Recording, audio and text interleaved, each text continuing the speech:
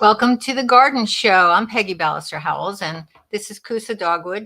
Please note that he is in his Christmas finery, although he doesn't look very happy about it at the moment, but he's doing very well, and he's been pretty good this year, so he might find something under the tree. It's only a week before Christmas, but we do have one more show. We actually have a show on Christmas Eve. And if the question is, will we be here? The answer is yes, we will be here. So if you want to call next week, just to say Merry Christmas, that would be delightful. But this week, we just doing a plain old regular pre-holiday show. So I'm going to give the phone number. It's 888-399-7344. That's Peggy, Pegi, 7344. And we'll be here until 11 o'clock or so if you would like to call. And you can also send me pictures and questions via the website, which is gardenwithpeggy.com. Again, it's Pegi.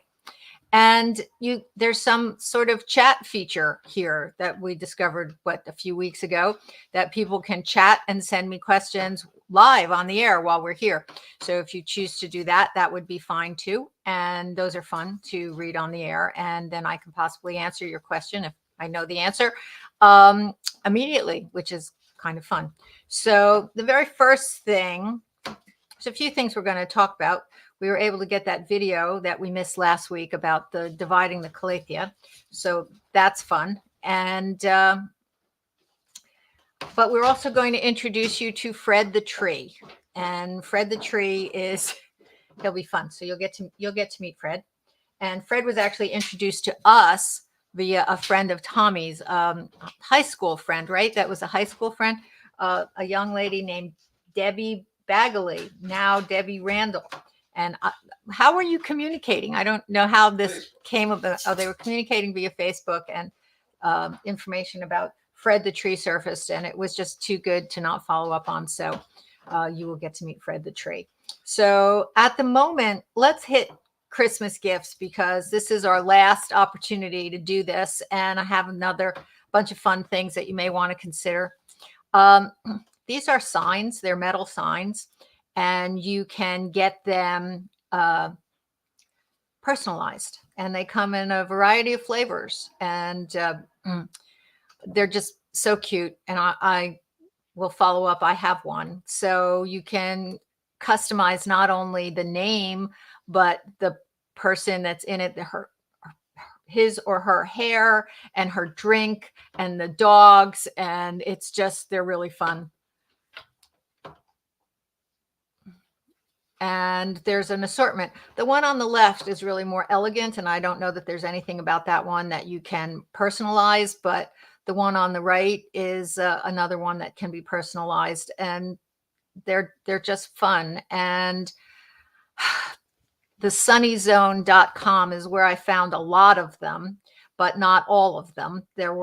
You can just go online and search, but the fact that they can be personalized is really cute. At this point, I'm not sure you'll still get them in time for Christmas, but you might. Next. This is mine, and this was a present from Tommy last year. I was just absolutely thrilled with it.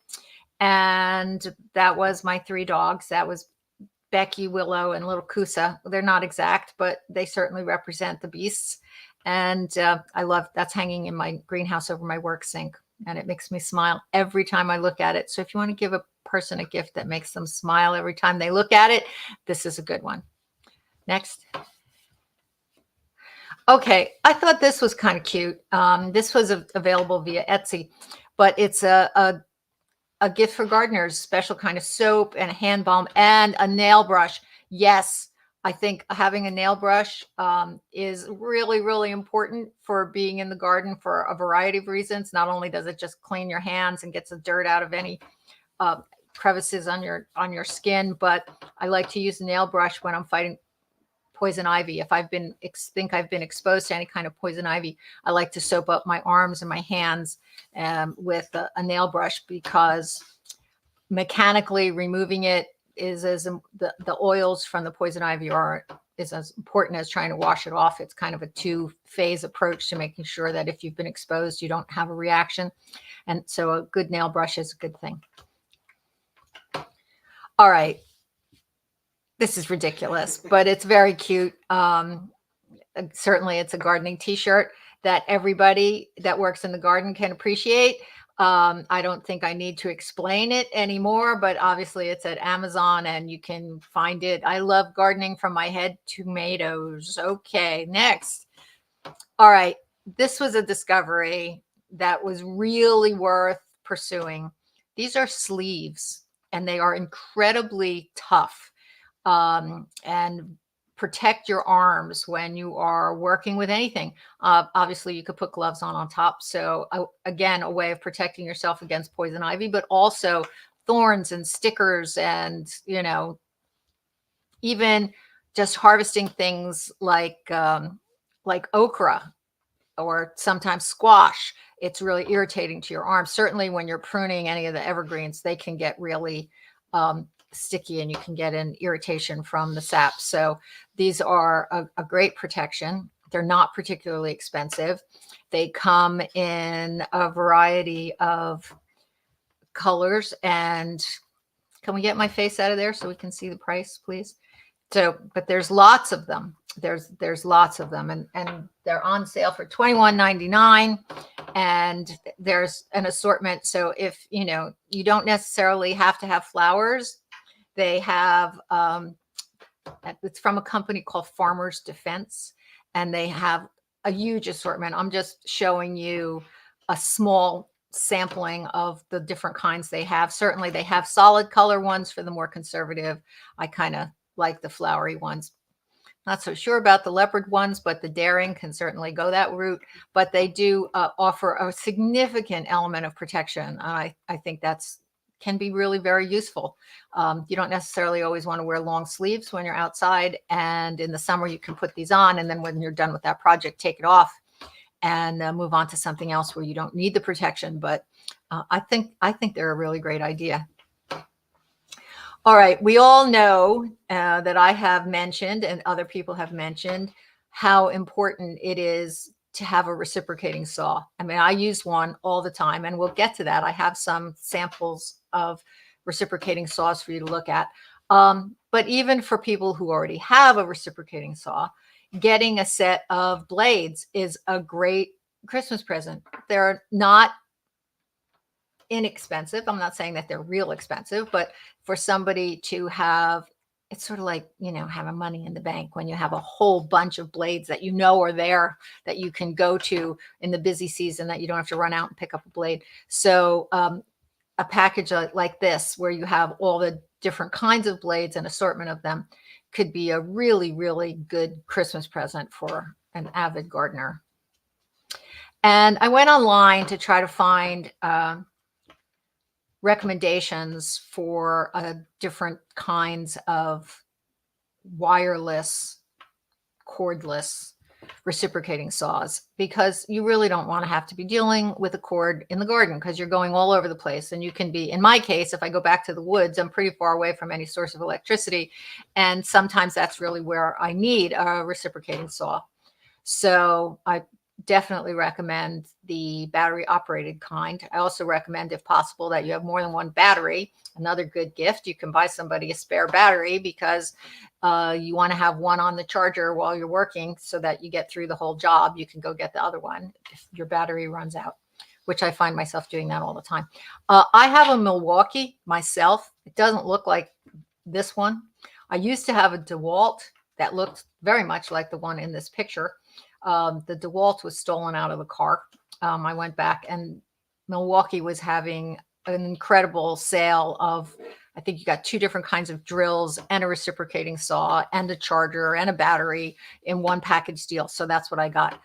I'm not sure that I made the best choice, because the reciprocating saw that I have is much heavier than the DeWalt that I lost. I can still use it, and it's not so heavy that it compromises me. But you might want, if you're looking, you might want to pay attention to that, depending on who's using it.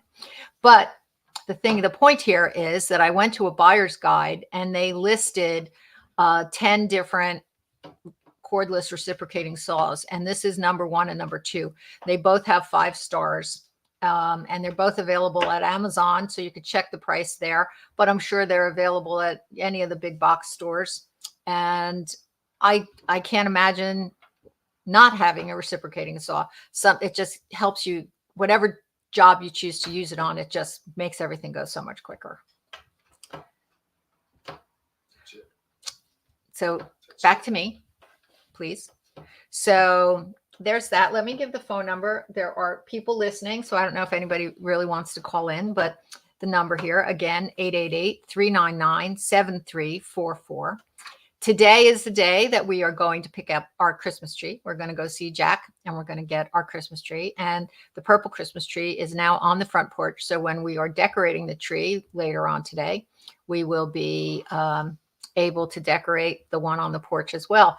I have to be careful to use like non-breakable. I mean, they're all breakable, I suppose, to some degree, but like the plastic ones and the wooden ornaments, those kinds of things, so that I don't have to worry about things getting too damaged out on the porch. But it is kind of fun that we will be using the purple tree for the second year. And yes, it is a little beat up now. It really took a hit at one point when we had a whole week of rain, and it blew over repeatedly, and just got a little bit banged up. But it has a good side and a bad side. So we'll put the bad side up against the house, and the purple side that's still a little full will go very nicely on the porch. And then, of course, we'll have the new tree that we picked out a month ago or so. Well, that we picked out, and we'll go get that. And so I'm sure Jack is still open selling Christmas trees. He's over on Skillman's Lane in Somerset, and it's a really nice place to go visit with your family. The place is immaculate. You'll enjoy walking around. All right, so shall we introduce Fred the tree now? Let's do Fred the tree. So as I said earlier, a friend of Tommy's, Debbie Bagley Randall, sent a picture to you of Fred the tree, or just talked about it? She posted on Facebook about her travels and how she saw Fred the tree. And this is Fred the tree, very happy, friendly Fred the tree. And it's a book written about him. It looks like a children's book, but it's about this tree that is down on the bridge, the old 7-mile bridge that was the original connection of all the islands down in the Florida Keys. And Fred the tree is growing in the bridge.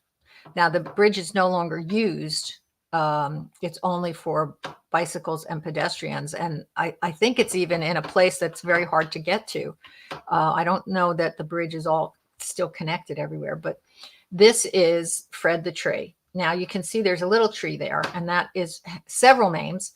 The little tree is sometimes referred to as Fred Jr., sometimes referred to as Wilma, as in Wilma and Fred Flintstone, and sometimes Randy. I don't know who named it, but this is how it's known. And the bridge was built in 1912, and it was 128 miles, and it was really for trains. That was the original use.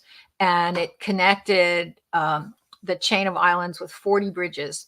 Now, the trestles that are there that are holding the bridge up were filled with sand, and that's what supported the bridges. And it appears that Fred is rooted in the sand. Now, this makes absolutely no sense. It's really not conducive to a tree growing. But Fred has been there for 35 years, and obviously he's starting a family. And this is another picture.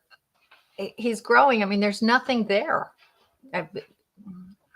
but he's thrived, and he has managed to survive 2 major hurricanes. After the last one, they were pretty sure Fred would be gone, but there he is. And he's about 20 feet tall. He's been there for 35 years.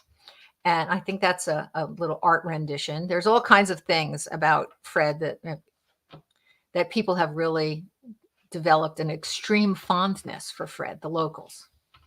And he sort of represents what they feel is the stamina of the people that live in the Florida Keys, how they can withstand the storms and the hurricanes and just continue on and just sustainability. And so this is a sign that's often outside of Fred. And you can see there's a gentleman there in a Santa hat, and I'll explain that why. There are a whole crew of people known as Fred's elves, and they come out and they decorate the tree, a little earlier than this time of year, but, in preparation for Christmas. And next. And let's not limit it to Christmas. Someone donated this menorah, and you can see it's electric and it has lights, and you can see the lights from a far distance. There is another major roadway that has long ago replaced this, and you can see the lights and the decorated Christmas tree from the other road. So, and to add to this, Fred is going to be starred in a movie, or featured in a movie, starring Jake Gyllenhaal.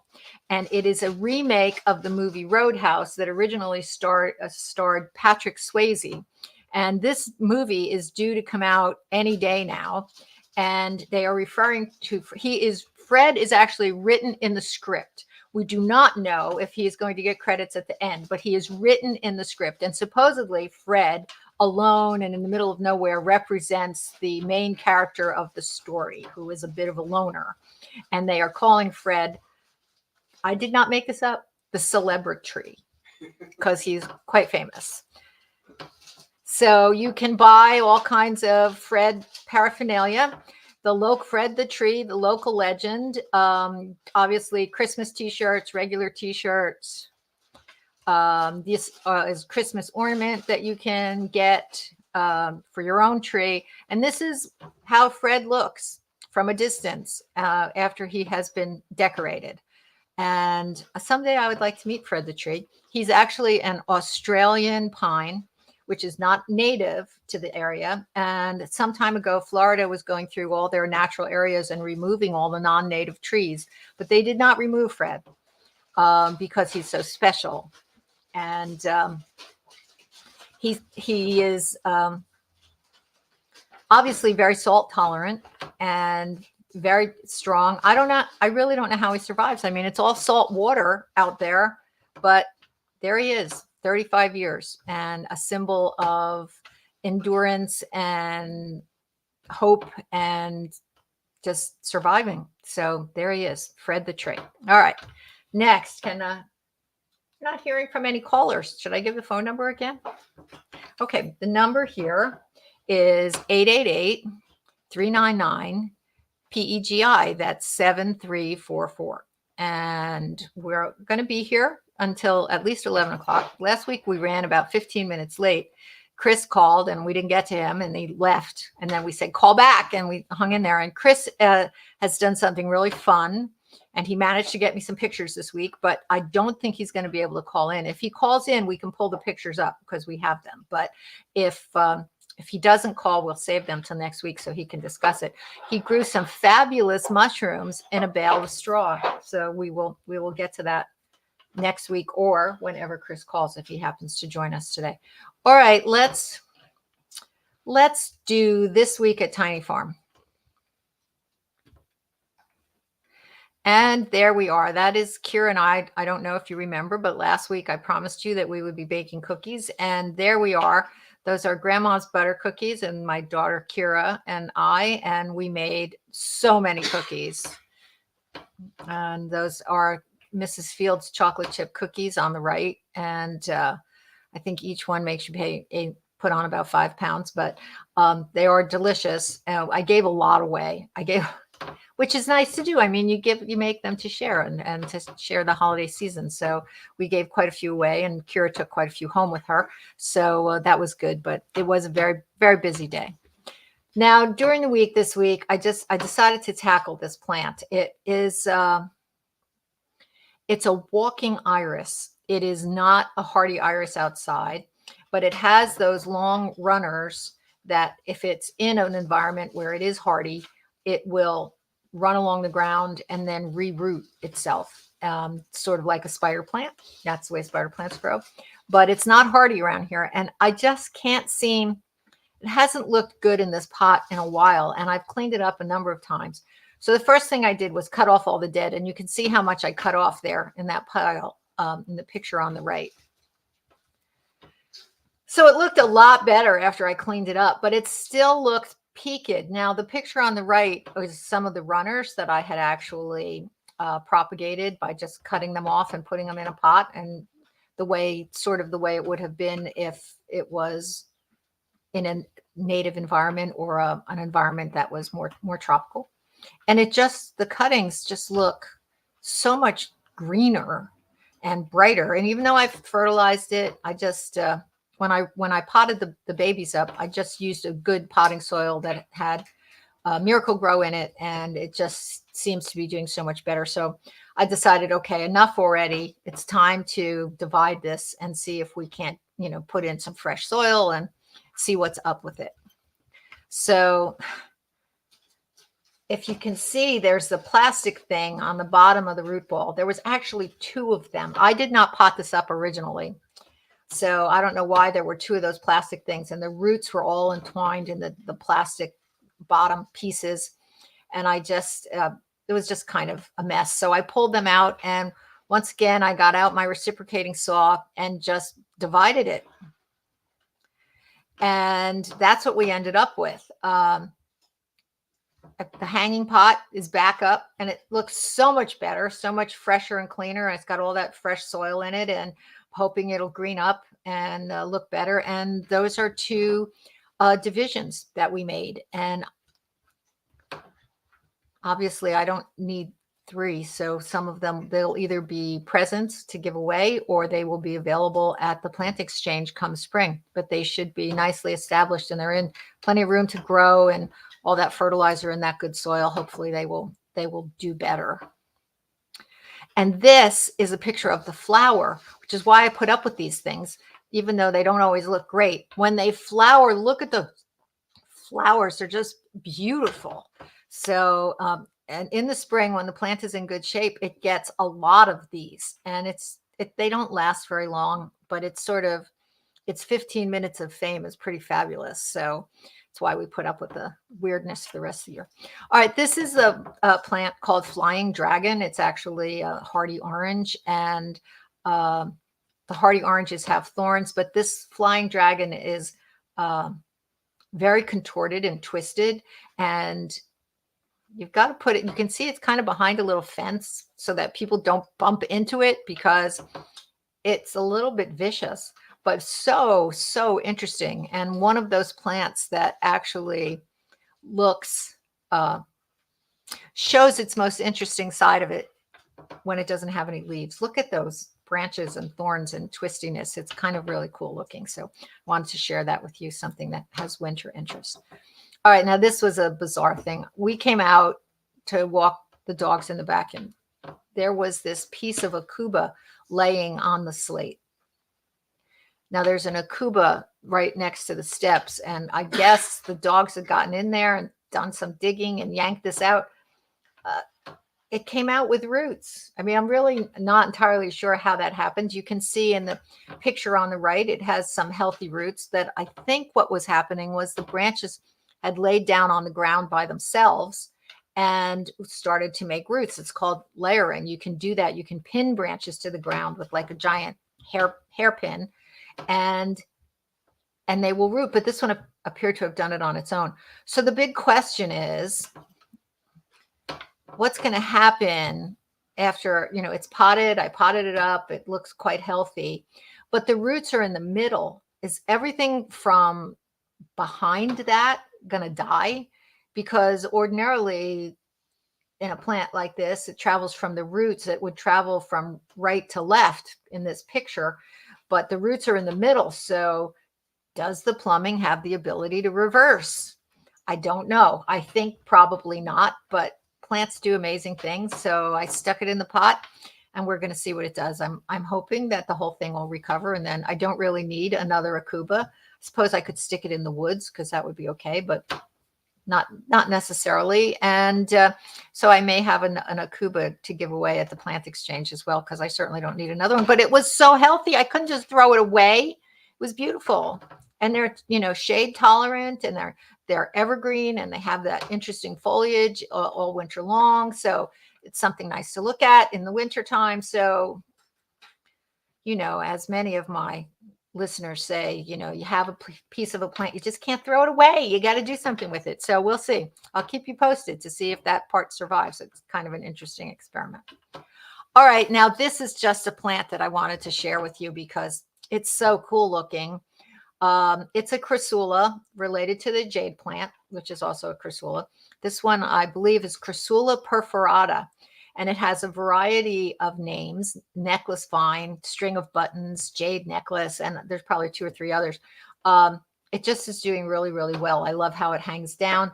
You can take these and just take a cutting and just lay the whole thing flat on the surface of soil, and it generally roots pretty easily. But it's just a really nice specimen. It just, again, it makes me smile to look at it. So, all right. We do have a caller, right? Is that correct? No. All right. Who do we have here? Okay, so Oh, okay. all right, I'm not sure. Call in queue, so we have somebody. Use the mouse and click the talk button. Okay, we're going to try this. Hi, this is Peggy. Are you with us? Hi. I'm with you. Hi, is this Mary? It's Mary from Warren. Okay, Yep. good. We're having Yep. it didn't come up. That robot that answers the phone, she's not always very reliable. Sometimes she must be asleep on the job, because the things that she types sound absolutely nothing like what anybody has said. So forgive me for not realizing that it was you. So what's up today? 2 things. One, you just sparked with that flying dragon. I took a couple of the they really are bitter, but there was almost nothing in them except these massive seeds. And I'm wondering if I could actually try to grow some with those. Well, certainly you could try, Mary. You could certainly try. But so I don't know how that plant was created. If it was just a sport, meaning like it just kind of, a sport is when a plant sort of appears by itself, just out of a bunch of regular plants. One will just appear spontaneously through a genetic mutation of some kind. And then really the only way to keep it going is to propagate it asexually, because if the seeds are cross-pollinated with something, with another plant, the chances of the mutation being dominant are pretty slim, but you never know. So you could certainly try. You would at the very least get another hardy orange. I don't know that it would be the same. I think if you want to propagate the flying dragon, you really need to do it from cuttings if you want to be certain. And the thing is about growing it from seed, I mean, you'll be investing a fair amount of time before you would know if it's going to be like the flying dragon or more like a regular hardy orange. So, but it would be fun to try. Oh, okay. Now, if I wanted to try it, should I give them a cool time before I try to plant them? Yeah, I would definitely keep them in the refrigerator for now, and then start them in the spring. But were the fruits that you got them from really, really mature? Because that makes a difference. They had fallen off the tree. Okay, then they're probably pretty good. Yeah, I didn't pick them off. They were on the ground. And did you try washing them? I did not. Okay, well, the reason I say that is that if they float, that's not a good sign. If they sink, if they're heavy, then... Oh, okay. So, all right. Well, I'll wash them before I put them in the fridge. Just see. Yeah, make sure and put them in very dry. Let them have a chance to dry thoroughly before you put them in the fridge. But seeds that float are less likely to be viable than seeds that sink. Okay. Okay. All right. And the other thing that I actually called about was bamboo. Oh. I know that it's aggressive. I'm not planting it. Somebody who has planted it has been cutting it back, and offered me the actual pieces of bamboo to use in the garden for stakes. Right. And some people are saying that those stakes could root if we use them in the garden. Well, I would say that that's possible. If they're still green, if you leave them out and allow them to dry, then I think that would decrease the likelihood significantly. If they were fresh cut and you put them in the ground fresh cut, I would say that would be a much bigger chance. But I'm going to tell you, Mary, that this is a story that's absolutely true, and shows that almost anything's possible. And that is, I saw side by side a tree that was planted. I don't remember the kind of tree, but it was a young tree, and it was staked with a one by one, or maybe a 2 by 2, maybe a 2 by 2, and it was just a square stake that was, purchased at a lumber yard, and it was in the ground, and it was tied to the tree, and the tree was dead as could be, and the wooden stake had sprouted. Oh, I swear to God. I swear to God. So anything's possible. Anything's possible. Is it likely? Probably not. Is it, if you leave it out all winter so that it freezes and thaws and freezes and thaws, and then you use them in the spring? I would say that would decrease the chances of it rooting significantly. okay. But I would, I mean, if I had access to bamboo stakes, I would use them. But you're right, I might not use them. I might let them lay around a while until they're completely dried, and then you'd be much safer. I mean, you know what they look like. Have you ever gotten them like in a roll of carpeting? Sometimes carpeting is rolled around bamboo poles, and they're yellow. When they've been around for a while, they turn yellow and they get woody. And those aren't aren't going to sprout. But when you first cut them, they're green, and I would say there is a possibility that they could sprout. Well, the person that cut them probably cut them maybe 2 months ago.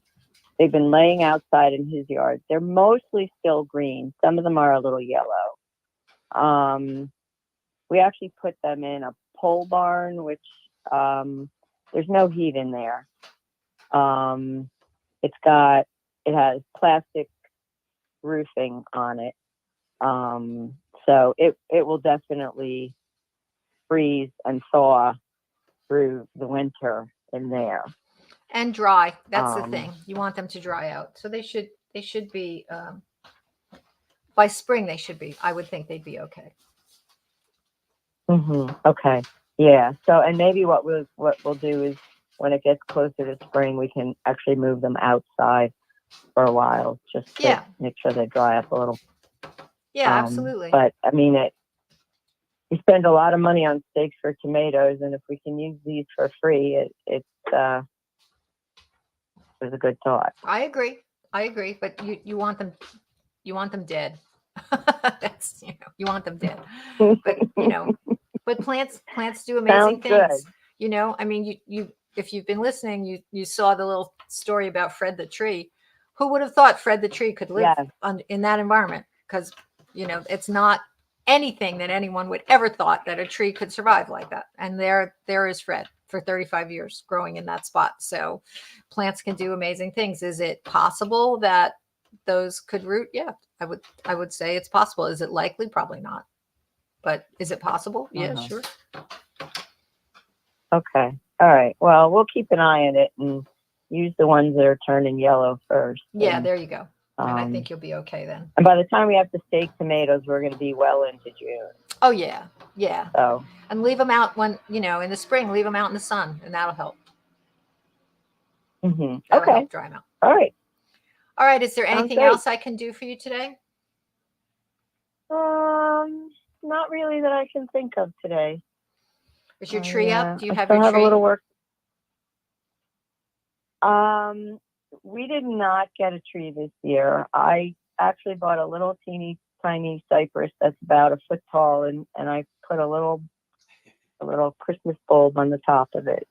We're not going to be at the house for Christmas. We'll be at my son's house and whatnot. So then we still have a lot with the, we're not all unpacked from our water disaster this fall. So we decided that we'd kind of focus on trying to get that stuff done. So I my understand. little, yeah. Well, So, we're getting our but tree. next year, We're getting our tree today, Oh. and I'm looking Yeah, forward to it. you It's always, better go right after the show is over because you know the rain is coming later.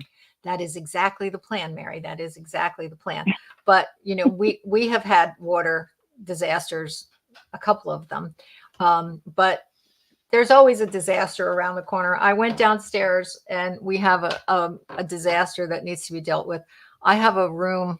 It's where the furnace is, and it also is where we keep all the cat stuff. So he has his own little space. He can get in there, get in and out a variety of different ways where the dogs have no way of getting in there. So his boxes in there, and we feed him in there. But also in that room is shelving.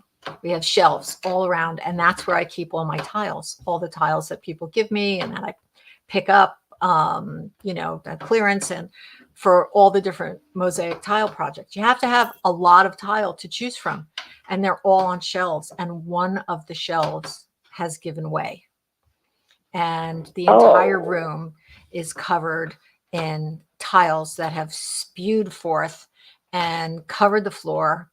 And yeah, so it's not water damage. Ooh, not fun. No, but it's,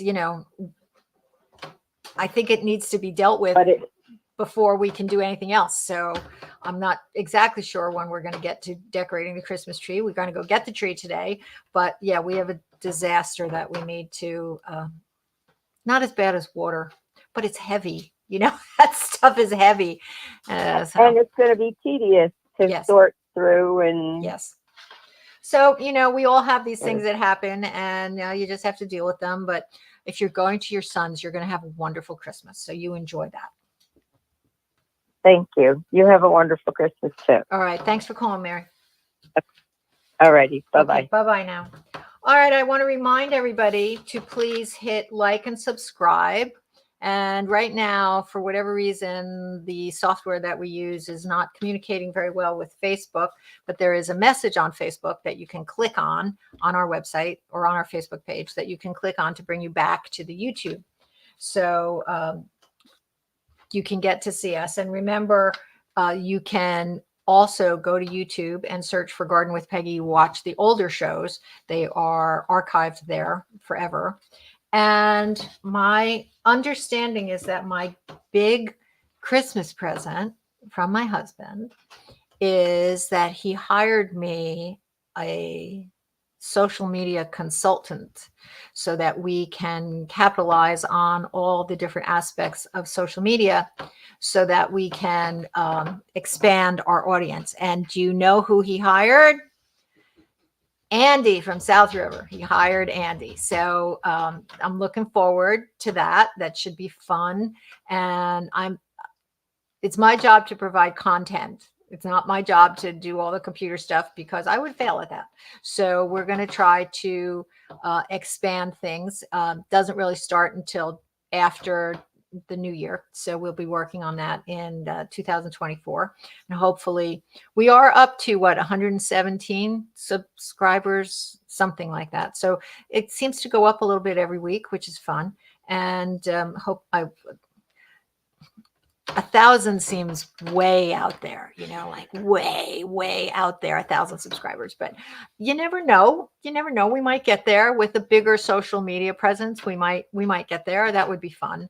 And I don't really want to do advertisers, but sponsors might be fun. I don't, just we'll see different things. And but it is all very exciting. So Garden with Peggy will continue on in the new year and with some new eyes looking at the whole thing and seeing if we can expand the concept. I should give the phone number again because we do have open lines. No one is on the hold at the moment. The number is 888-399-7344. That's 888-399 Pegi or 7344.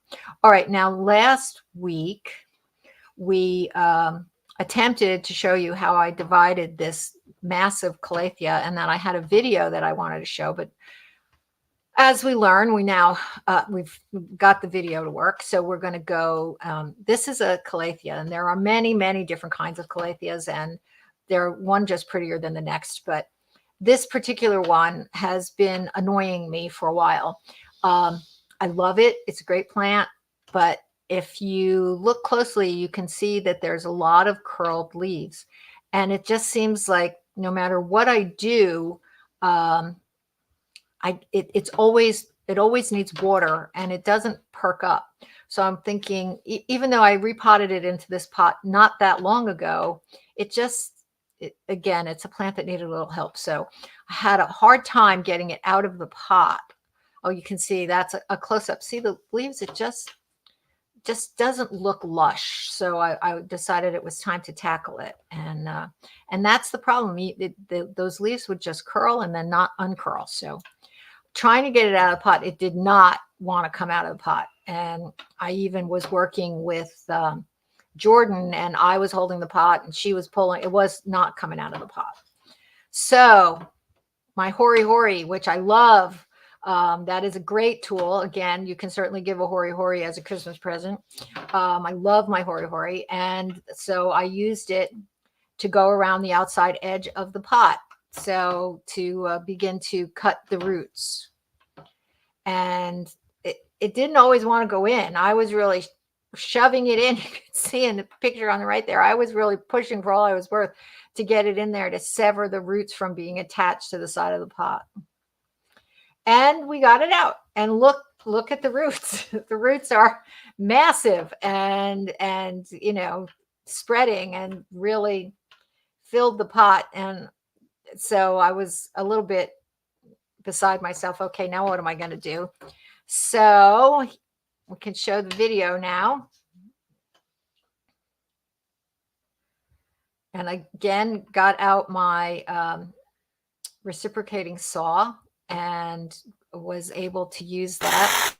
There we go. Now I was trying to be really careful not to go too deep because I didn't want to injure the surface of the potting. So I was also trying to cut it in thirds, which, was kind of just guesswork. So here, what do you think? Here we go. And getting the first piece out was relatively easy. There we go. And you'll see that whole section just kind of pops out. But I was a little bit worried about it, and it turned out to be more like a quarter than a third, but it was okay. There it goes. See? And so that came out, and that was the first piece. So then I took the reciprocating saw, and I was a little worried about going from this direction, so I didn't go too far. But that was the easiest way to make sure I got it divided kind of, 50-50, the parts that were left. But it still didn't want to come apart. The roots were so tough. So we went the other way. And again, very careful not to injure the table. We managed to get it to come apart. And I was pretty pleased with myself and this. So we had these 3 nice sections. And I was very happy that we had done that. So back to the slides, please.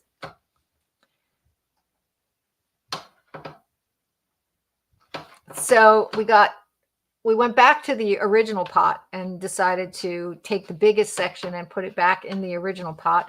And of course, height-wise, it fit fine. But we also cleaned out, now we were able to see the center now that it was cut. And so we pulled out all the old yucky stems that were in the center, and you see we got it nice and clean. and it looked much better. And again, we use really good potting soil. I really like the Miracle Grow potting soil since it has fertilizer in it, and the soils, I like working with that. So we potted it up again, and there we go. And you can see, all the roots. There's a lot of roots. Now, the one pot actually, believe it or not, the blue pot is a little bit, it's on a much higher saucer, a much thicker saucer. But I had to cut the roots off that one just a little bit. And you can see I just used a pair of snips and trimmed off the bottom, but put them, use some pots that I had around. And again, these will be gifts or at the plant exchange, but they just look so much better. I'm hoping that, with the fresh soil and the room for the roots to grow. But this is a good time of year for me to do this. There's not as much going on outside, and the plants have been growing all summer, and anything that looks like it needs this, maybe it would have been better to do in the early spring, but now's when I have the time. And I think they're in the greenhouse, with the advantage of having the greenhouse, that I think that they're going to do very nicely. There they are. Don't they look so much better? So much better. And I'm really, the leaves are so pretty. The foliage is so pretty that I'm really very happy to be able to make more of them to give away. The greenhouse is literally packed, hardly room. I've been adding hooks and different things, and I have an idea. There's one spot where there's a little ledge. It's actually one of the supports of the walls, and it's only maybe about 1.5 inches wide, that I think maybe I could put some tiles on and put little tile shelves on there, and just give me a little bit more room to put some of the smaller pots. Okay, back to me. Okay, now people are putting up your Christmas tree, so I do want to talk a little bit about Christmas tree safety. Please remember that if you can, to cut the base of your tree at a bit of an angle. I discovered last year that if you cut it at a bit of an angle, but leave like a tiny bit of flat surface on the bottom, just a tiny bit of flat surface. So you cut it at an angle, but you leave a little bit of flat surface on the bottom. It's easier to get it to stand up. So I think that was a little bit of a helpful discovery. But the idea of cutting the bottom at an angle is so that it makes the holes inside the plumbing of the tree bigger. Just like, as I've said before, if you go to the deli and you ask for salami and they cut it with the salami straight on, you get round circles. If they hold the salami at an angle, you get oval circles. And if you have oval circles in the plumbing of the tree, then it takes longer for those to get blocked up.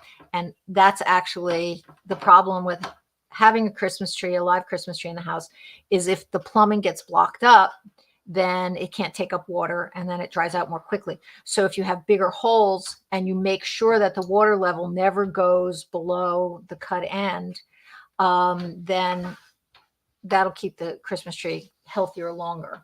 So that is a good idea. So you want to do that. And do not put sugar in the water. I grew up, we always put sugar in the water because trees need sugar.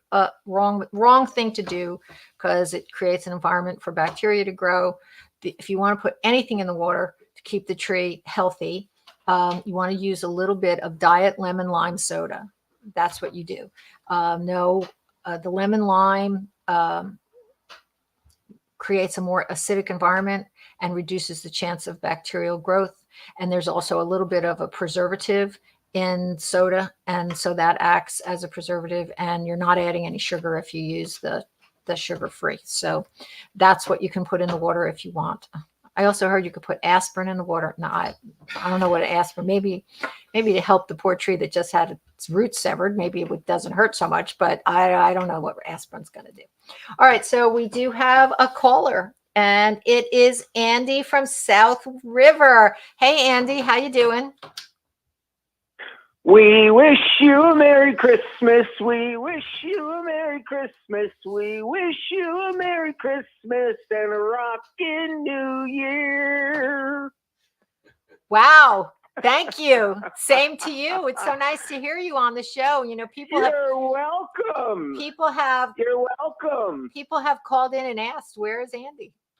That's how famous you are. Well, you know, John Lennon once famously said, life's what's happening when you're busy making other plans. And it was merely 1 year ago where everything was hunky-dory, to lift a phrase from David Bowie. And we were listening to you on AM radio as we had for years, and in many cases for decades. And then all of a sudden, our friend Peggy was yanked away from us. And everybody listening, if you remember back about 11 months ago, there was no joy in Garden Showville. Yeah, that was not a great day. That made me pretty sad. That's for sure. But Peggy, you are the Fred the Tree of radio personality. Our ability to endure. Okay, I can go with that. I can go with that. But isn't Fred the Tree adorable? Resilient. He's so cute, Fred the Tree. Resilient. Yes, I resilient. mean, you did not fold up like a cheap lawn chair, and we went to FM. Well, you know what, You Andy? didn't. Andy, I have a confession to make.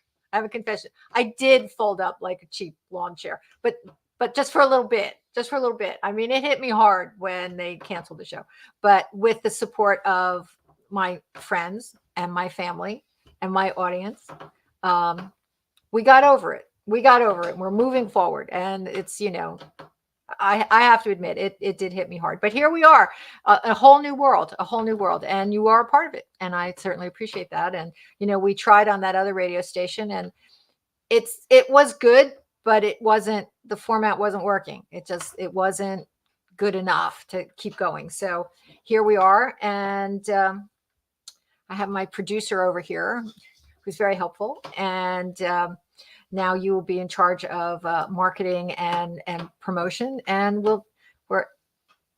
it's actually becoming something more, which, you know, at this point is exciting and something to look forward to, and going to be becoming more than it already is. It's more now, but it will be more with your help starting in 2024. I'm looking forward to that.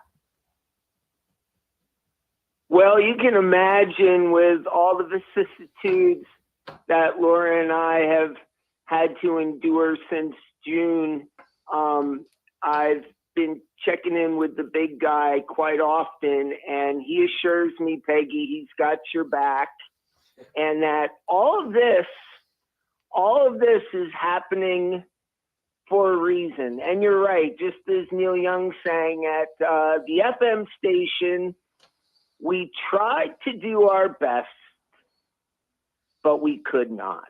And the reason you're on the World Wide Webby Web now is because it's his plan.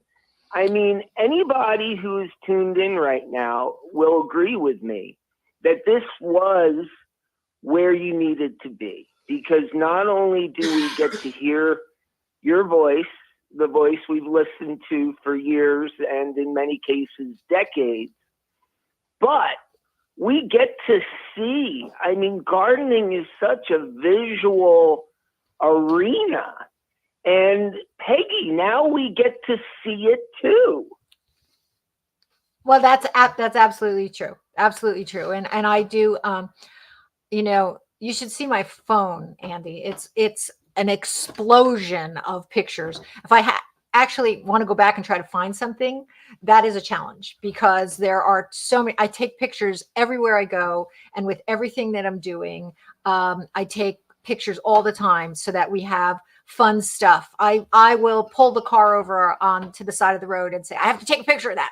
And it is kind of fun, and it's more work, but when I did the radio, and I love doing radio, so I don't want to minimize that at all. But when I did the radio, I just went through my life every day, and of course, so much of my life is gardening and plants and animals and all that. And then when the show came on, I would just draw from whatever I had done. But this is different. I keep the show in my mind all the time, and I choose things and photograph things especially for the show. So I'm now, instead of just living my life and then doing the show has become part of my life every day. And at this point, in my life, to have something so exciting and interesting and new and creative with so much potential is not something that I really would have expected at this point in my life, but I'm having a blast. So with your help, and of course my husband's help, because I certainly could not have done any of this without him, there's a whole new chapter, maybe a whole new book, maybe a whole new series of books, because it's all out there and every day is a new experience. So thank you for your support and your help, and we're going to have fun when we move to the next phase, whatever that is, and the next phase after that. Well, a big hat tip and kudos and bravo to Tommy. Obviously, moving to the World Wide Web was not a small undertaking, and to set things up so that your cherished family of super fans could still be in touch with you every week, and we could keep up with all things Peggy. I think we can all agree things are a bit challenging these days. And I mean, we literally tune in to listen to you and to see what you're up to, because we want to feel a way that we'd rather be feeling. And with the YouTube channel and with all of these different paths to the Peggy Ballister House party that there are now, whether it be the YouTube channel or Facebook or Instagram or perhaps even TikTok. Yes, even TikTok. All the people who have come to adore you in central New Jersey, now all of a sudden there's going to be new people who can adore you. Oh, come let them adore you. Okay. Oh, come Now let them adore you. I can feel Oh, myself. come let them adore you. You're going international. I can feel myself turning bright red. I'm going to match the flowers in the back any second, the hot pink flowers. But it is fun. And, let's face it, the garden show is just a part of the gardening community. And that's what makes it so great. The fact that it brings all people together and that we can share. And people, I do not know everything. I never claim to, but I do know enough that if I don't know, I know how to find out. But drawing upon the whole rest of the community, it becomes a melting pot of information that everybody can share and add to and take away from. And I learn something on the show all the time. I'm always learning and sharing. And this way, I think with the visuals that were never available via radio, that there's just that much more to learn and that much more to see and that much more knowledge to be gained. And a picture's worth 1,000 words. So with all the pictures we have, think of all the millions of words that we've been able to add by just showing a picture here and a picture there. And it's just, it's a good thing. All in all, it's a good thing. And you know what, Andy? Just between you and me, most of the time I do my show in my slippers. Did I really say that? I did. Yes, most of the time I do my show in my slippers, which I love. I love my red fuzzy slippers. So it's comfortable. It's easy. It's fun. It's and it's a challenge, but it's now definitely an everyday part of my life. So we will keep going. We will do this as long as we can with your help. Well, to make a gardening reference, from small acorns big northern red oak trees can grow. And the very fact that you lead with your exhilaration and your enthusiasm and your passion for everything gardening and everything associated with it. And just to be able to assist you here, it's going to be a meteoric rise in 2024. This has been a challenging year, but I think that everything happened for a reason. The garden show featuring Peggy Ballister House is going to rise like a phoenix in 2024. It's important that everybody tuning in, that they spread the word.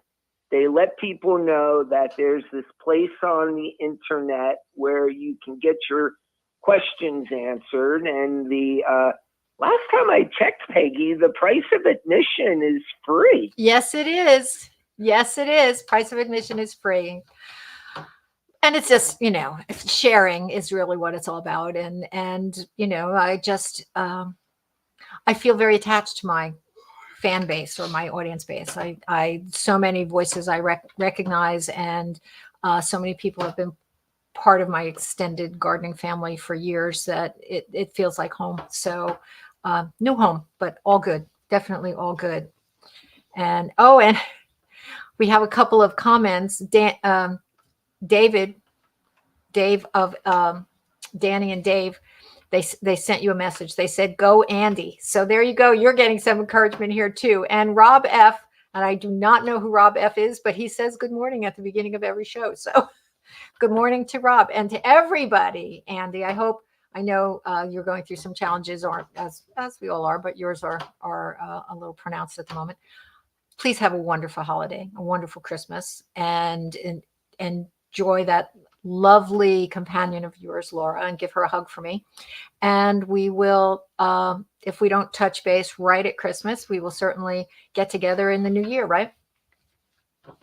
Absolutely, Peggy. Keep fighting the good fight. It's great to have you every Sunday morning. And best to Tommy, all of the wonderful quadrupeds you've got happening there at Tiny Farm, and to TJ and Kira, and yes, onward and upward.